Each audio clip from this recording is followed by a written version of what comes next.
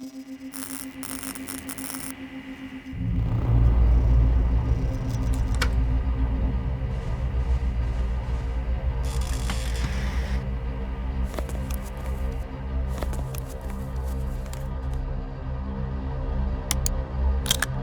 mind. Don't worry. Never say die. Let's go. Go.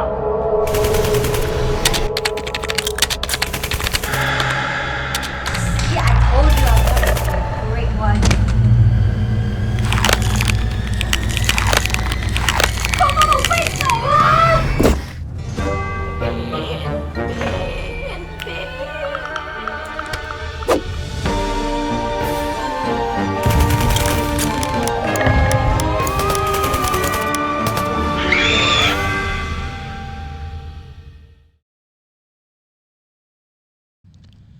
Alright. So good evening, everybody. Hope you guys have your dinner right now. It's 7, right? Yeah, 7. Yeah. So Yeah. welcome to the first podcast that IINVICTOR is actually doing. So welcome to TGIF. No, it's not. Thank God, it's Friday.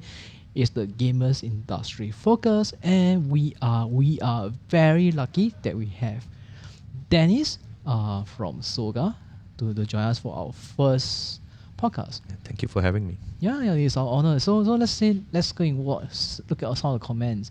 Hey, Nicholas, thank you for shouting out to everybody. Yes, comedy ads are the best. You know why? Be happy, then you buy more. Yeah, I've seen that ad many times. It's still funny. Yeah, it's still cute, right? Yeah. And by the way, the gamer girl is actually one of the cast of August Go Army. Yeah. Okay. So we are very, very lucky. So so Dennis, you'd like to introduce yourself? Yeah, no, sure. Thank you so much for having me here today, right? This evening. My name is Dennis, right? I am the current president of the Singapore Cybersports and Online Gaming Association, or SCOGA for short. That's what I think most people know us by. So SCOGA has been around for, I think, more than 15 years now, right? Wow. We just crossed the 15-year milestone, I think, earlier this month. But yeah, a little bit about me, right? So I love games, right? I grew up playing a lot of video games. I was very fortunate to, had the opportunity to, own a PC when I was very young. That's like a 486 machine. I think some of the older audience would actually know that. Yeah, 386, right? Yeah. And then upgraded to a 486. And then, you went on to your Pentium 1, Pentium 2 and all that. So I did have quite a bit of exposure, playing video games, and that kind of started me on this whole trajectory of, wanting to be very involved in the esports industry, in esports and competitive gaming in general, right? So I actually played, almost professionally. I would like to think it's semi-professionally, because back then when I was competing very actively, this was between 2005 to like 2008 plus a few years. What games was that? Oh, I played quite a few. My love has always been real-time strategy games, RTS games. Okay. So I love to play your old school, Dune, Command and Conquer, StarCraft, Nice. I was very blessed to be able to compete in and represent Singapore in quite a few international tournaments for games like Warhammer 40k Dawn of War, right? The entire series, and of course Command and Conquer as well. So it was a very different time. This is more than 15 years ago. Now that I think about it, it's crazy, right? About 15 years ago, when I started doing all this, there really wasn't much of an industry per se, right? It was really something that was driven by a very small and dedicated following, of gamers that were really passionate about the scene, coming together, to self-organize, and then slowly over the time, there were companies coming up to try and, bring more professional tournaments into the picture. And yeah, I mean, I was heavily involved in competing, right, as coming from the role as a player, right? And of course, it's not something that I could do full time, unfortunately, even though I think that I really wanted to do it, but reality hits hard, right? And I think Okay, sorry. wrong sound effect. Wrong yeah. So sorry for that. No problem. Yeah, okay. Yeah. Yes, because you need the right. Yeah. yes, I think when as you grow older, your life priorities Yeah, change as well. precisely. And I think for me it was like I still enjoyed playing. I still enjoyed being part of games and the industry as a whole. So that's kind of how I after I finished, went to further education, went army and all that, started working, externally. That's something I did for a while. And then, of course, after working outside in the IT industry, I really wanted to go back, to esports. So Yeah. I think 5 years ago, I think this was like mid 2016, I say that, because SCOGA was still around, and still very much, doing a lot of stuff, a lot of great stuff for the community and for esports and games in Singapore. I said, maybe let's give it a try. Let's grow it from, where we last left off, right? Because SCOGA started in 2008. We were all volunteers, right? Nobody was paid anything, right? We all just came together and said, let's try and make a difference. And I thought that, maybe making a difference as well sometimes requires growing, right? And when I say grow, I meant really growing the organization so that we have increased capabilities, right, to impact, the people that really matter, right? We serve the gamers of Singapore. And that has always been our focus as an organization. So I said, let's do it, right? Let's just go on this crazy journey together.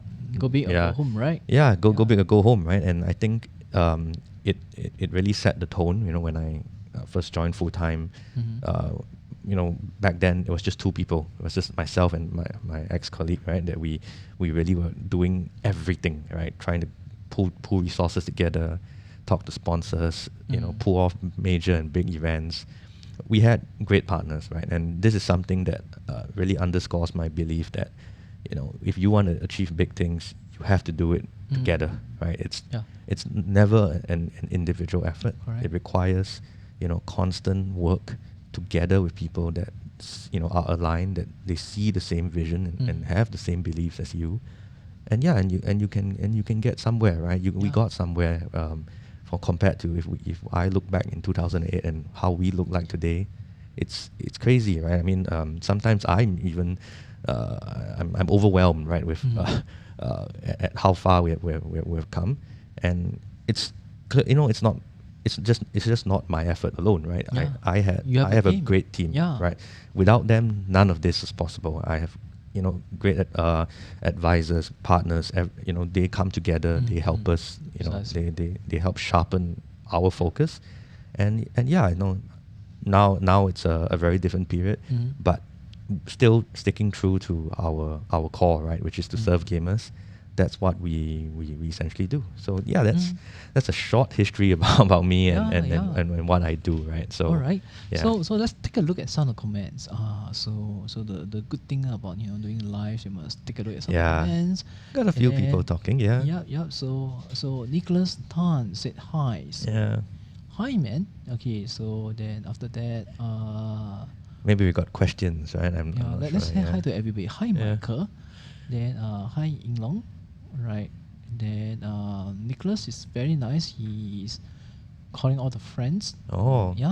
Yeah. Oh my Thank you. God. Thank you for calling everyone. Thank you for Yeah. calling everyone. Then David Yong. This is a very interesting comment. Nicholas Tan, I heard you need to buy one headset. Thank you. Yeah. All right. Thank you. We support us. All right. Then comedy ads. And then Ying Long. Both of us sounding really good. Okay. I mean now it's for me to be shameless. We are using the IINVICTOR Satori headset, but it's going to a Zoom P4. No, sorry, Zoom P8, courtesy of City Music, and we're actually on site at City Music so that we can make use of the facilities. Yeah. Amazing facilities here. Then Bing Yao is the chairman for Portal 5, so he does all the high five, all the file kind of stuff. Ah. Then we have Mr. Mizum. Hey, hello, brother. Alright, he's a very avid streamer. And then we have the first legit question, apart from the highs and everything, from Nicholas Tan. What do you have in store for esports and enthusiasts that would like to be part of the esports industry? Oh, Wow, very, that's a very, good very, question. very Yeah. good question. I think to kick off the evening, right? If you grew up playing games, I think esports is really a natural part of that evolution, right? You can play for fun, and there are those that really take it seriously and competitively, right? And it's just very entertaining to watch, right? Especially if you love the games that they play. So in terms of if you're an enthusiast, right, I think maybe the first question to ask yourself is, what would you like to do, right, in this industry? Because it's quite vast, maybe not many people know, right, that there's more to the industry than the competitive gamers that you see most of the time, right? That's mainly who the media talks about, where you actually see them on when you watch it on Twitch, YouTube, Facebook, but behind the scenes, right? I like to use this comparison because it's really easy to understand. I mean, most of us watch football or basketball, any sports, right? Yes, the focus has always been on the 22 people running around kicking a ball or the 10 people on the court, right? Correct. But if we take a step back, how did all that happen? What does it take to actually enable these 22 or 10 people, to make a living out of what they're doing? That is how you can actually see the esports industry as well, right? There's an entire ecosystem behind it that's powering, this entertainment. Not only do you have the owner of the game, right, your developer and publisher, you have many different companies that are involved to make it happen. You could be a media agency, you could be an event company, you could be a broadcast company. All these play a very integral part in creating such an experience.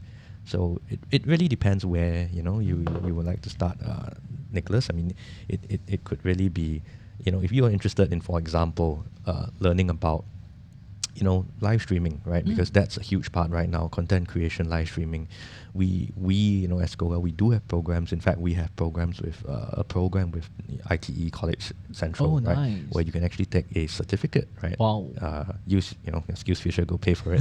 Take a certificate to learn about live streaming, right? So that's something that we launched, quite recently. And if you're interested, in a very just trying to figure out what you want, in a general sense, we do have, short programs with like Republic Polytechnic, right? Wow. Foundational programs to give you like Esports 101, give you the high level overview.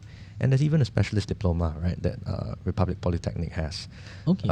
So I think as SKOGA, we are very focused not just on the building the community, running, competitions and tournaments for our fans and gamers, but education, right, is something that keeps things sustainable, right? Because you will always need talent, and there will always be individuals that, like maybe like Nicholas, right, who wants to get into the industry, but may not necessarily know how, right? We are trying to create a little bit more structure to that right now, and we believe working together with institutes of higher learning, other partners as well to enable others to have a clearer direction is essential, right? Because Definitely. it's good to start when you're young, right? Of course, to know what you like to do, what you don't like to do, and if you feel games and esports is what you want, we'll be more than happy to Just see how we can talk to them. I mean, they are on Facebook, they are on IG. You can just PM them. You guys reply your of course. I mean, right? sometimes I reply the messages as well, Okay. right? When time permits. But usually we're quite contactable. We try our best to remain very open to conversation. Okay. We're not a big team, right? I mean, there's like 7 of us, right? Oh, We've grown a bit, but we're still a small company, right? A small association, and of course we would love to be able to answer everyone. And sometimes we do have a system say that, okay, maybe just email your questions in so that we can have a few days to process. That's good. But but by and large, we answer questions, right? We're quite contactable. Yeah. Actually, I want to ask you, just want to talk about age kind of thing. What's the is there any age limit to competitive esports? Or if let's say you're like uncle like me, you're gone, you can only play Candy Crush, that kind of thing. Well, I mean, like any elite sport, right? If we compare to traditional sports and even esports for that matter, youth has its advantages, right? Right. It's just the reality. Okay. However, unlike traditional sports, what esports has as a difference is that it's not so physically demanding, right? It's more of, it's mentally demanding, right? You need to have a lot of mental toughness and resilience to bounce back from setbacks.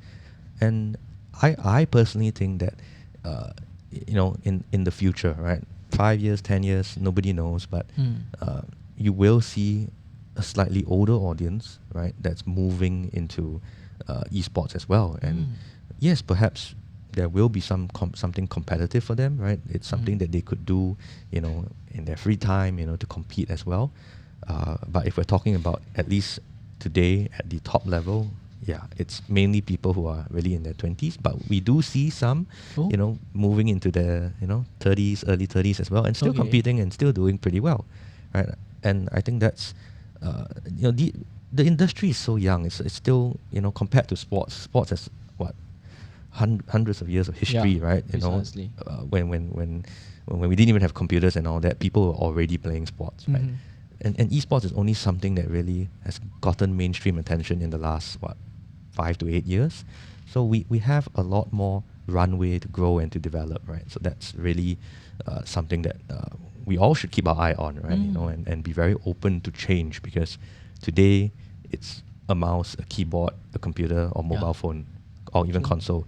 But tomorrow could be VR. Tomorrow could be AR, right? I mean, there's just so many things that when such an activity is, so digitally connected and technologically driven, I won't be surprised, right? The medium is going to change in the future. We just need to wait and see, right? I know. I read an article. Ericsson, the tech company, they're actually trying to do whatever that you just say. The VR, they're trying to do virtual smile, virtual touch, and everything. Yeah, true. It's a very interesting tech report I was reading, and I really hope that comes true. We, speaking of virtual, right? We are doing so-called virtual cycling as well, right? we have a we have a partnership we recently signed with the Singapore Cycling Federation. And, in case some of you don't know, right? You can actually there's this game. I can cycle to Malaysia. Virtually, really? Right? Yeah. Wow. So there's this game called Zwift, right? So the Zwift is like it's really virtual cycling, but there are gamified elements. So you could pick up, I think there's power ups, and you can even cycle anywhere in some of the more iconic places like the Tour de France. You can cycle in London and New York, right? So without COVID. And this became really popular because of COVID. Yeah. Because so many people, cyclists, who cycle professionally, or those people who love cycling, couldn't go anywhere. Yep. This game became the number one go-to platform, right? They had their bikes at home. I think they installed some devices that allowed them to kind of pedal on the spot, connected it to the game and application, and off they went, right? And you can cycle with anyone over the world, compete, and just either do it for fun or competitively. But what's important here is that this title is going into the Olympic series, right? It's interesting, right? It's I think it's the Olympic Virtual Series or the Virtual Olympic Series. You just need to Google that to double check. But I'm quite certain it's going in, and that again, it presents itself as a different platform now. Yeah. No, now that's an esports title because there's a gamified element. If we look at it that way, and most people think of esports as there's no physical exertion. No. Yeah, but now you have one that really requires physical exertion. Yeah. I see the national team and the school teams for this for train using Zwift, right, at our facility at OCBC Arena on some of the weekdays, and it's insane, right? It takes so much effort.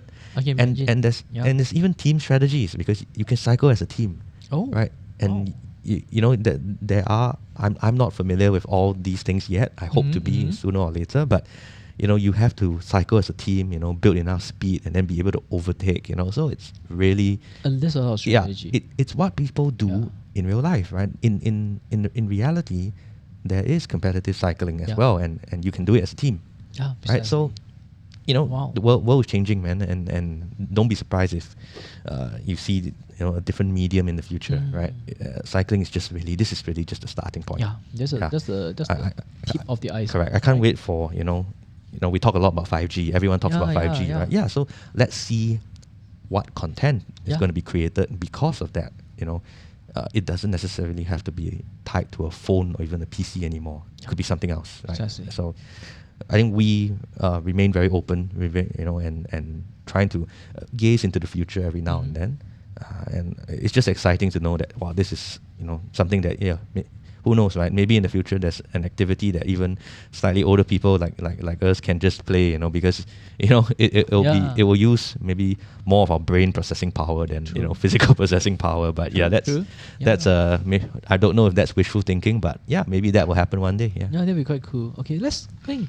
Yeah, interestingly, we have quite a few interesting questions. So guys, drop your questions. We will answer them as soon as we can. So I will put this on screen first. So Physicats, Physicast. Thank you, SCOGA, for providing one of the best esports platform in Singapore. Onward and upwards for the esports community. PS, the IINVICTOR mic sounds really, really good. Thanks, Vizzy. Yeah, it's good to hear from you. Can't wait to hear you cast for our staff again. Actually, the community is quite, I mean, we have really supportive people in the community, and that makes me feel that what we're doing, makes sense, correct. right? Then Nicholas, thank you for your great insights. We have one question from Ying Long, so let's bring it up on the cast. Okay, so Chotomate. Alright, what's a typical career lifespan of a professional gamer in Singapore? Career progression in the esports industry? I think that's quite an interesting question. No, it is good question, right? Well, again, I think I go back to what I said earlier, that it's still a young man's game, right? The more youthful you are, right, you have certain advantages, better reflexes, it's just one of them. I know. Yeah. I always get killed in Counter Strike. Before I can react. Before I can react, someone just shoots you, right? Yeah, and that's it, game over. It's true, right? But what's important as well is all these games require a great amount of strategy, right? And that comes with experience, right? And so very naturally, right, as a professional gamer, currently, right, at least in today's climate, most of them peak around, between 18 to 22. And sometimes some people peak later, right? But there's many factors of why they peak or when they peak as well. And sometimes it's not really, within their control. Sometimes it's also up to the game, right? These games change, right? These games have different patches, and every time a patch is released, some things change to affect how you play. And certain play styles may not necessarily, be in favor of certain players, right? So it doesn't mean they're improving. Yeah, it just means that they need to adapt, and it's just a little bit harder to do that. So I would think, if we're talking about what happens after a pro career, right? Let's just assume for a moment that, after you're done in your late 20s, right, where do you want to go? Most pro players that I know, some of them choose, to actually become coaches, right? To help their fellow younger generation, kind of steer them, down a path that would make them more successful, right? I mean, I think it's a natural thing that if you really enjoy what you do, you believe in it, and you want to help others, coaching, mentoring, training others, that's really a very natural step, because you know the game really well. You have those the younger generation know who you are, right? They know who you are, and they will definitely want to listen to you and hear you out as a senior in that space. And I think you can definitely bring a lot to the table, right? But again, it's not something that I personally think that every player can be, right? Because coaching also requires a very different skill set. You're working with 5 to 6 different individuals in a team, and that's 5 to 6 different characters and personalities. So it's a lot of people management that you're dealing with, right? When you're talking about a team. I mean, let's just use football and basketball again, right? As an example. Look at some of the managers and coaches. They struggle to build a bond, the rapport with the players. They struggle to get the respect from the players as well, because even in some of these sports, the player commands more respect than the manager. True. Right? So it's tough, right? And I believe in today, we don't give coaches enough credit, which I feel we should, right? They are really the ones that can make a huge difference when it comes down, to any major competition, right? So that's just one kind of pathway that they can move towards to. Some actually go on to be content creators, so they because they may be very entertaining, they play really well, and they know how to entertain their audience.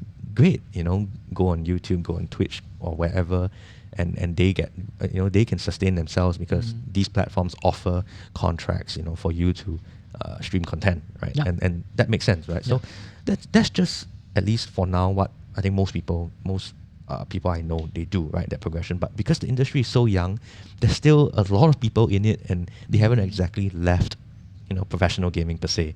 True. Right. So it remains to be seen where they would end up. And I would say I know a few, a handful of professional gamers that are now working in esports companies as well, and they're not doing anything like related to competing or coaching.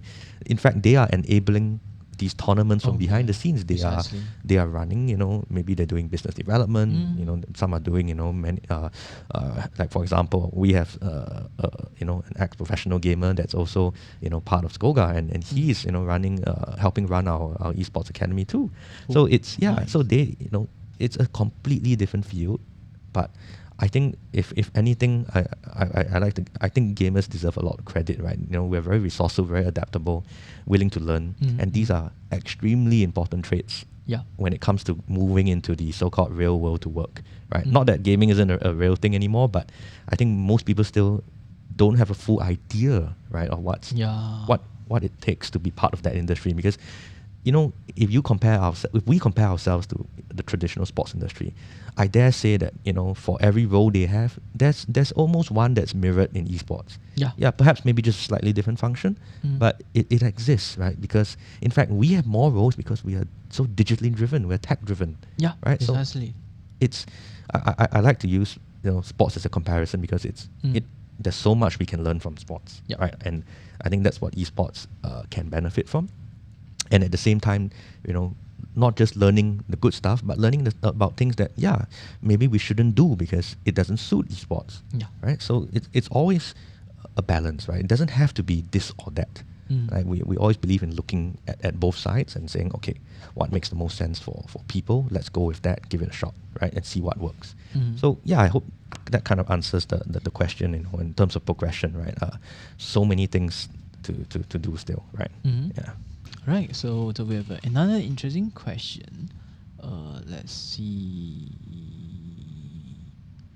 Alright, so let's do this question by okay, if we mispronounce your name, I'm so sorry, by Ahmad Yusril. Yeah. How about 7.1 surround sound on gaming headset? Is it real that that can help gaming experience more excellent?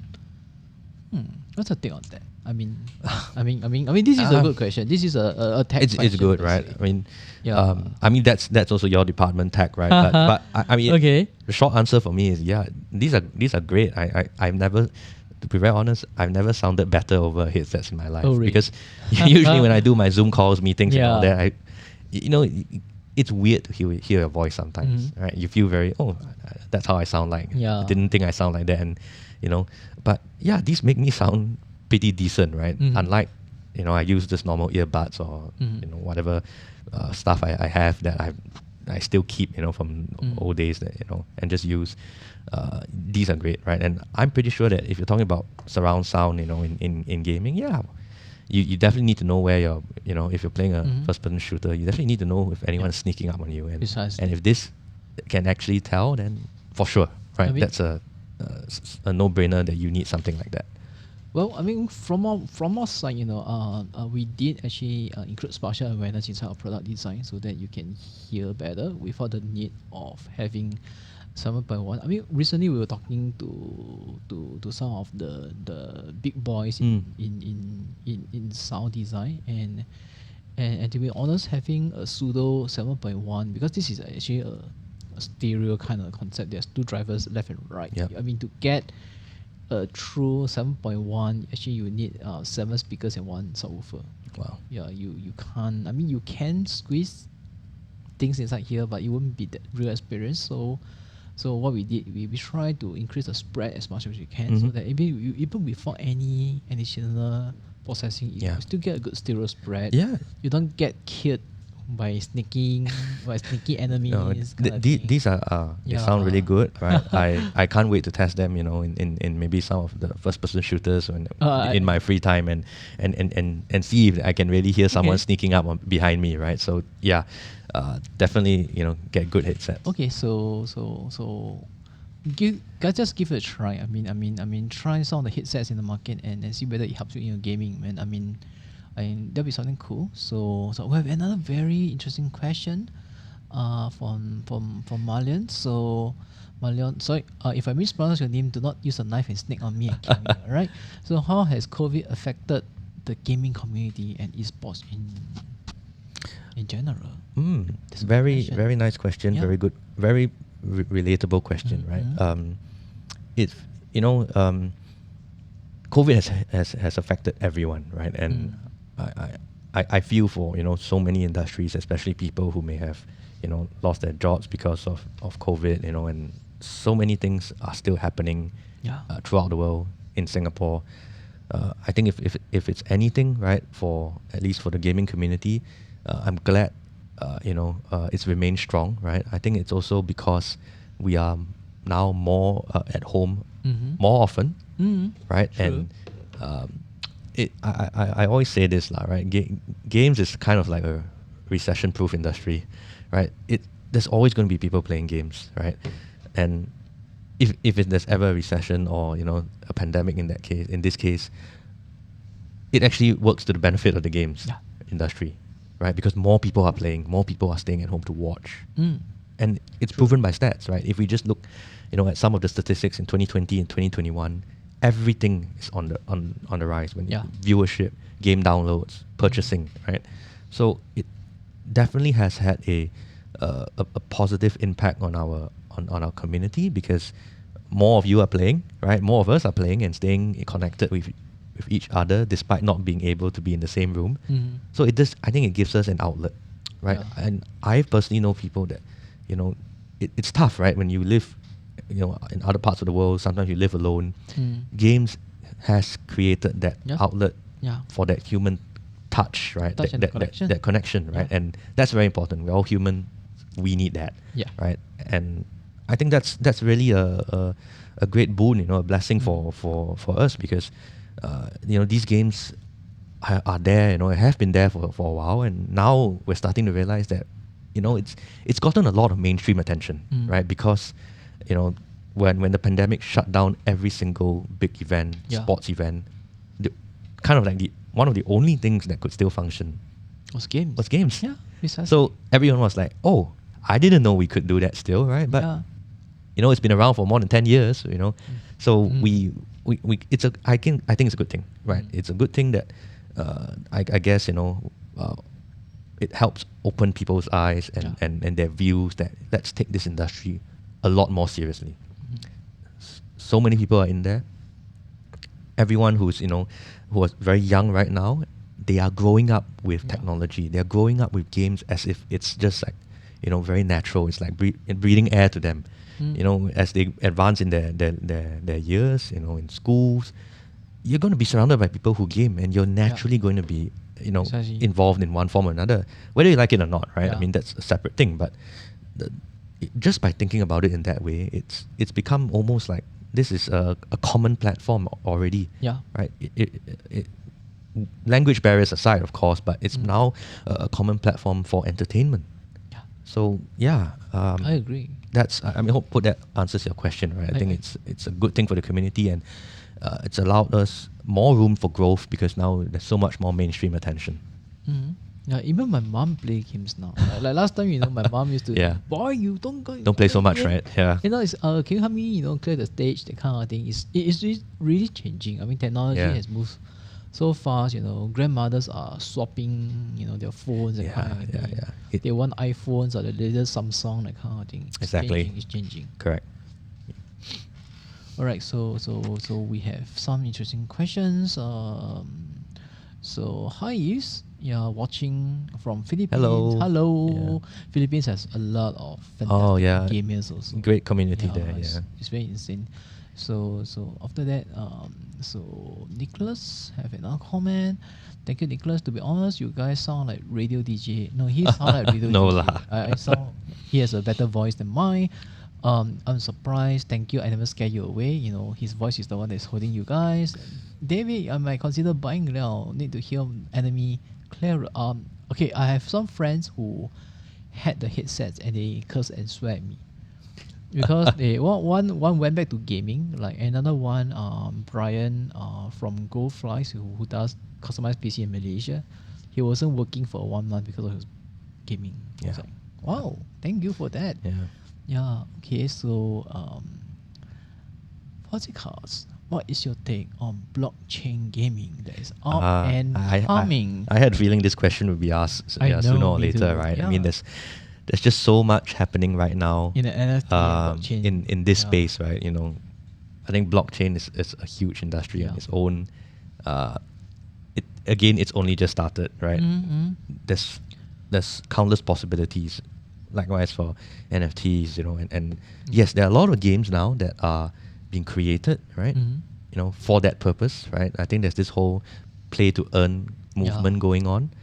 You know, as I think in my position, at least my personal thoughts here really is that a lot more effort needs to be put in gameplay first, like to prioritize great gameplay, and then, you know, you can look at how do you actually, you know, add in some of these bonus monetization features, right? I think any game, whether you're making a game to be competitive or, you know, a great single player experience, that's really important, right? And if you get that right, I think whatever else you include, you know, these are bonuses, right?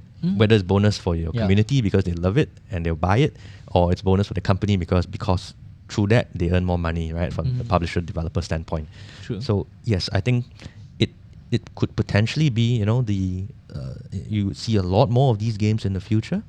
But what's very important is, you know, if we want to see these things to be competitive, right?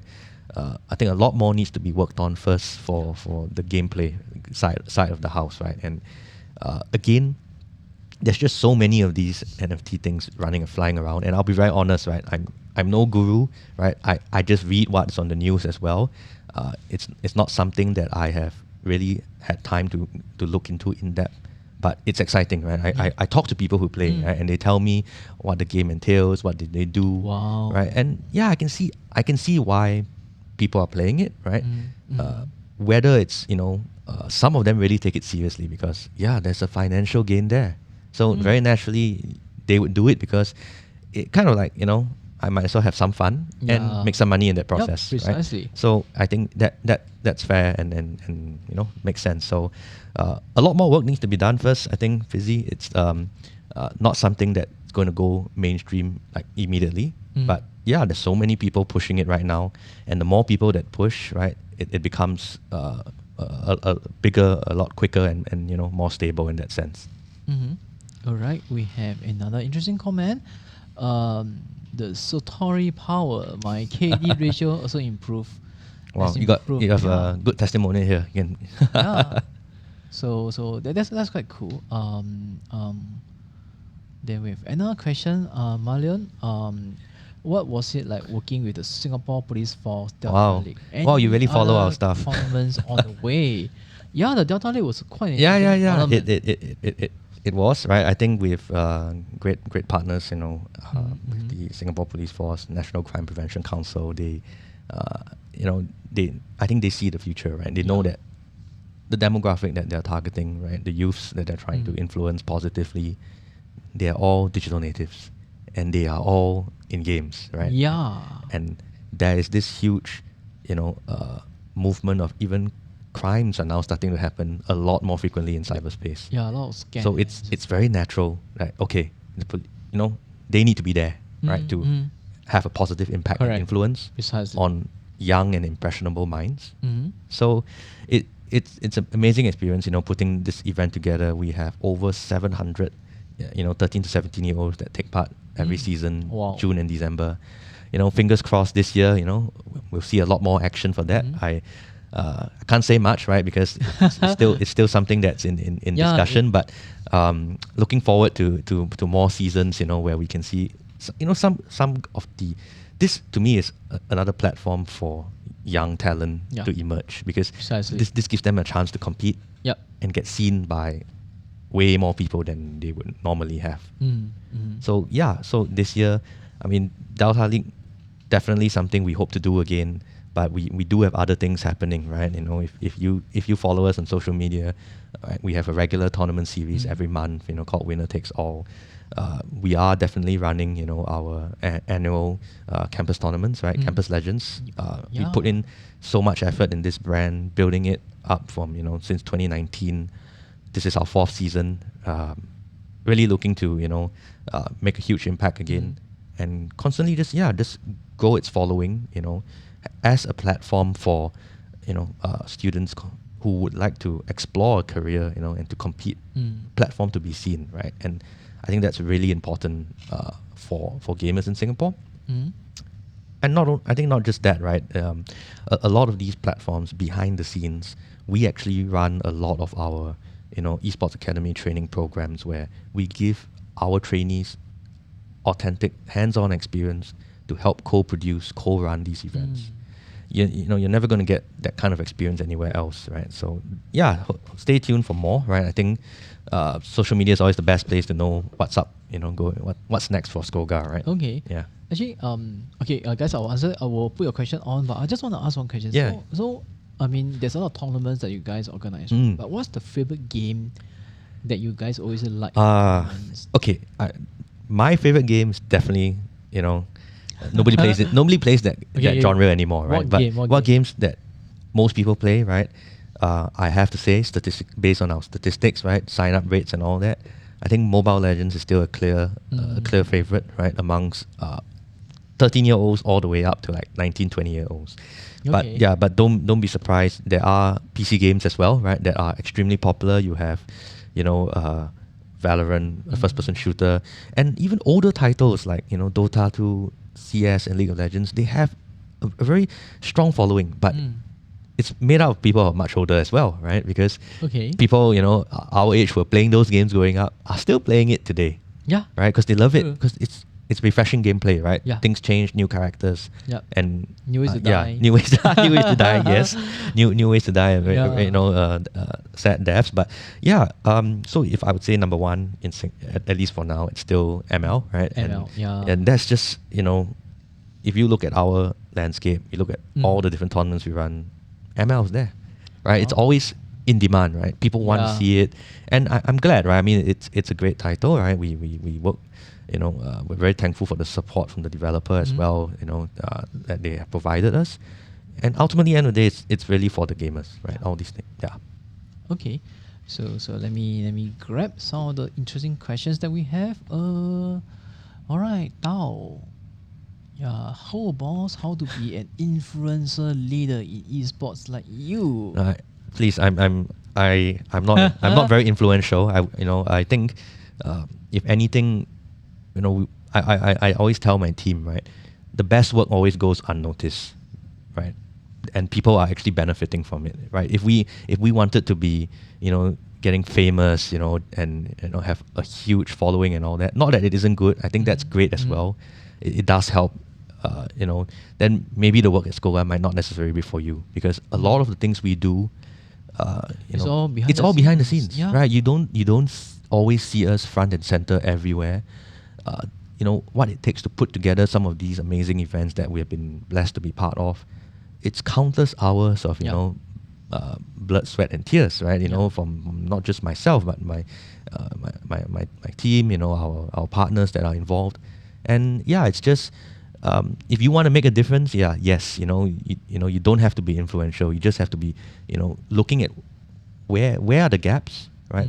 Where do you think needs the most help, or within or you can make the most difference within the industry, and go do that, right? It doesn't matter, right? If you don't, you don't appear on YouTube and have 1 million followers, right? But if you make a positive impact on someone, you are influential.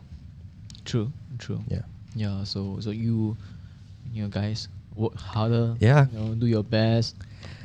Yeah, just look at keep our goals in our crosshairs, and just work towards it. Yeah. All right, now we have another comment by Kelvin Ang. Non-gaming testimonial. This headphone has helped me out my work from home game. Thanks, IINVICTOR. Thank you, Kelvin, for supporting us. Okay. Just out of curiosity, we talk a lot about tournaments, about even NFTs, all this and everything, right? But just my personal curiosity, is there a lot of female gamers? There's definitely a lot of female gamers now compared to when I first started gaming, right? I think it's an activity that's highly accessible, right? It doesn't matter, right? I think we do see more females taking part in our competitions. Wow. Right. In fact, to me, I think it's a great way, maybe to get more involved in the scene, right? When we run these community tournaments, we have some, I think female gamers that actually sign up with their friends, sometimes as a team, sometimes individually. And I see this as a good thing, right? Because it's not just, many people see it as a male-dominated sport, right? Yes, it's, they're not wrong, right?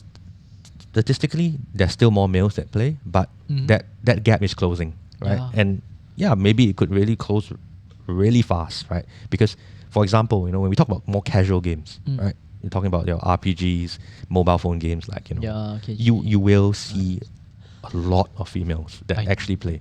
I know. Yeah. Competitive games, not so yet, but that's changing, right? And I'm glad to see, I think these changes happen. There are a lot of avenues, right? For regardless, right? Whether you're male, female, for you to succeed, right? In esports, as long as you put, your heart and mind to it and work hard, that's going to be your reward at the end of the day. Yeah. Wow, that's interesting.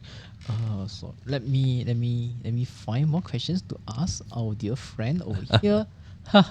Okay. But then, in terms of, let's say, okay, so something. The reason why I asked about gaming, right, is that for female gamers, is that I was recently reading a report.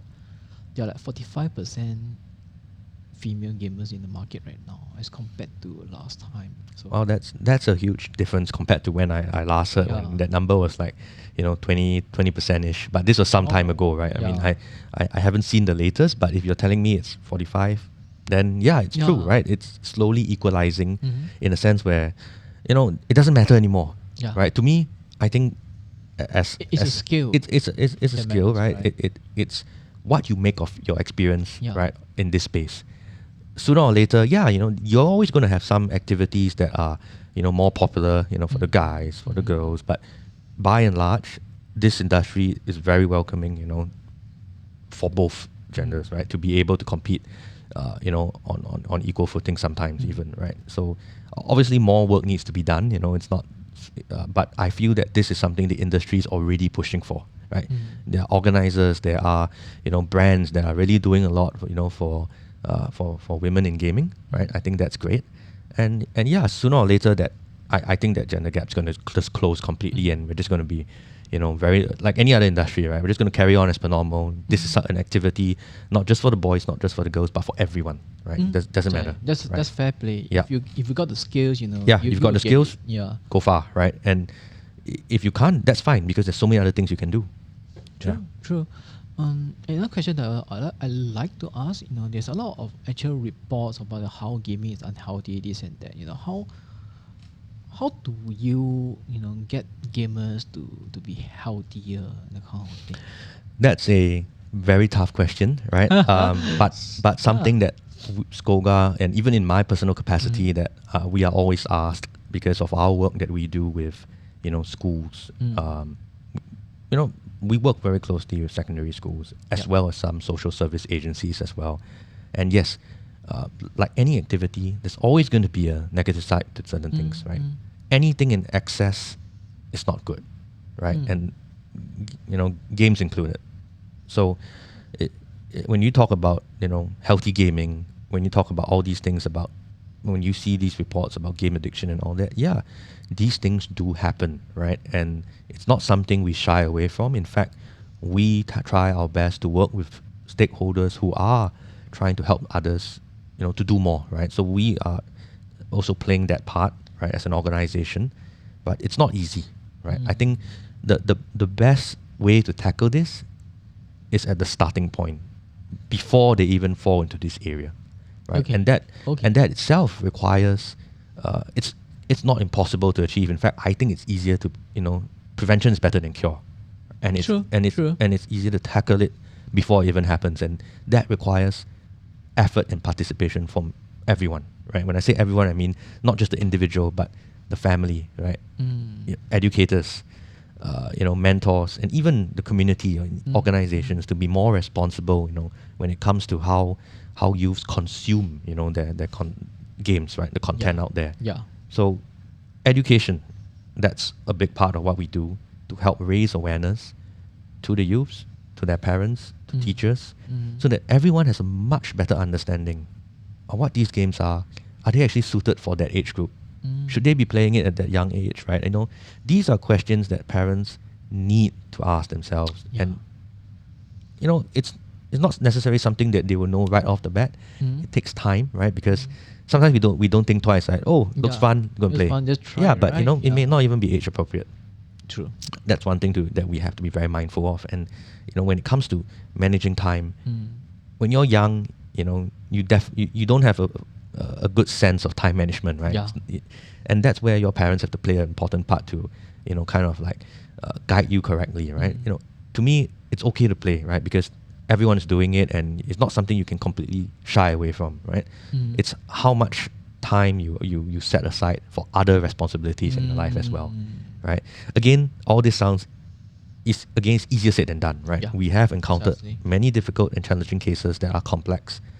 There's no clear-cut, method to solve an issue when it comes to, people who are having difficulties managing their time when it comes to games. But I would like to think that our efforts that we have put in, it's small, but it will have an amplifying effect, right? By working with different organizations. Again, why the focus of SCOGA is always to be working with partners, because we can't solve this alone. Yeah. We need everyone to put their best foot forward and try to tackle this rising concern from parents as well. And I think it's something that we as a community should really look into more. And it's a open call, right, for people to really kind of like do more, to raise that awareness, Yeah. help those that are younger to better understand what this is all about. Yeah. Okay. Another question that I always like to ask, right, is like, you guys did a lot of competition, tournament, everything. Right? What's the most memorable one that you did? A very hard question because Wow. Yeah. It's very hard. I mean,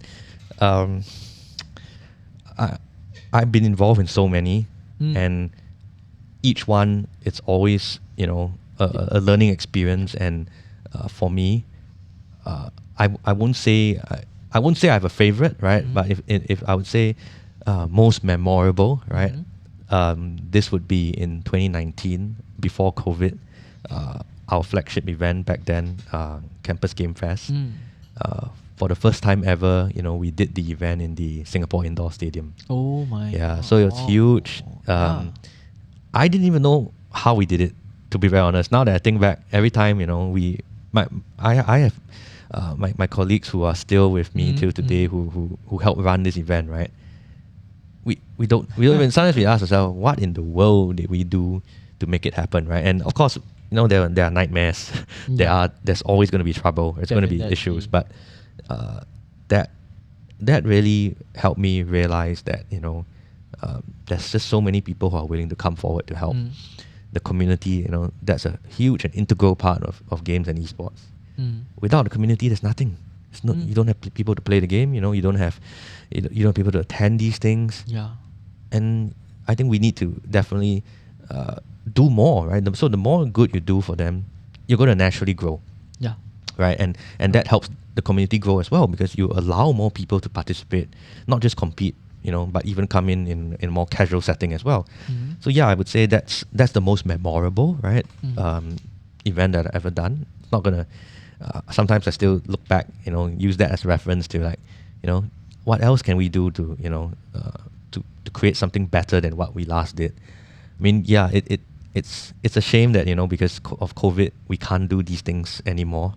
So hopefully one day, right? You know, it's not that the event is dead or we shut it down.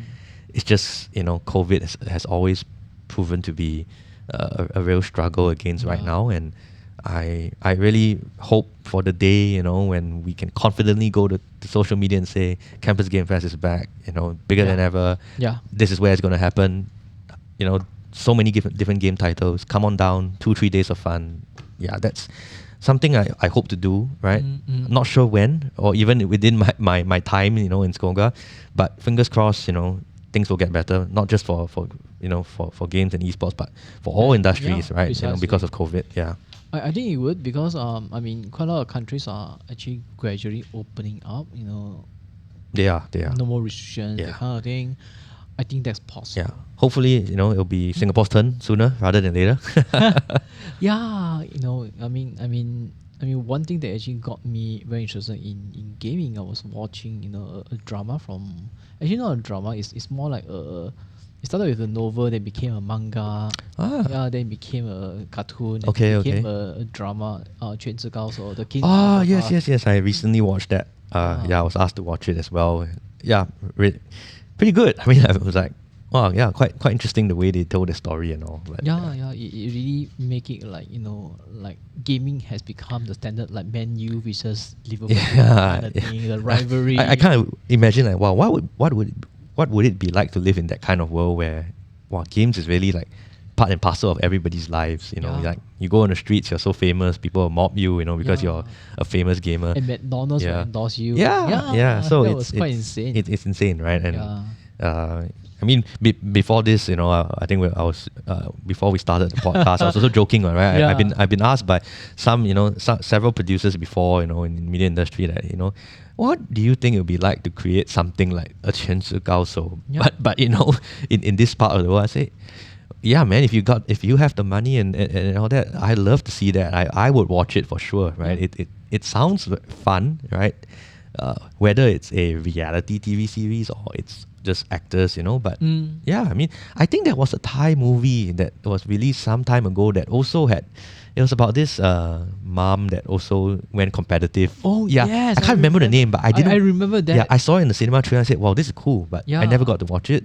I don't know can't remember the name, but you see stuff like that. Yeah. Right? That's you know, when you see more of these kind of things, you know it's mainstream. Yeah. Yeah, you know that this thing has made it already. Or your mom is gonna kick your ass on Mobile Legends. Yeah. That would be funny, right? I mean, it can be done in a comedic way, it can be done in a more serious, or even a biopic, right? I mean, Singapore is quite a number of, you know, professional gamers. Do a story on them, right? No, who knows, right? I think that would really help bring this thing to, you know, to the real mainstream audience, not just in Singapore but globally. Yeah, maybe like Liang Dao can do a Ama Goes Mobile. Wow, then you see the Ama playing Mobile Legends and going for training camp organized by you. Who knows, man? I mean, the creativity, you know, of the media industry is endless. Yeah. Right. I'm excited to see what else they have in store, because, you know, games is going to be that very normal thing to talk about.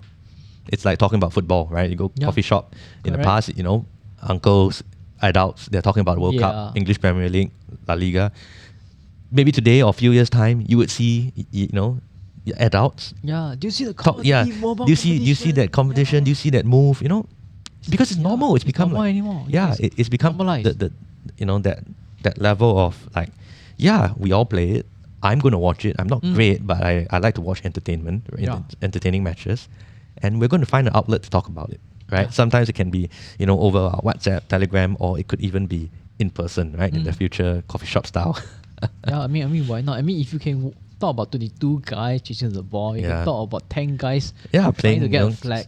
Or even, you know, playing Dota, League of Legends and stuff like that. Yeah, precisely. Wow. So okay, guys, we have reached 1 hour of, you know, that was really fast. Yeah. With Dennis. So once again, you know, thank you for being our first. My pleasure. Guest. Yeah, it's good to be here. Very interesting to hear all your insights.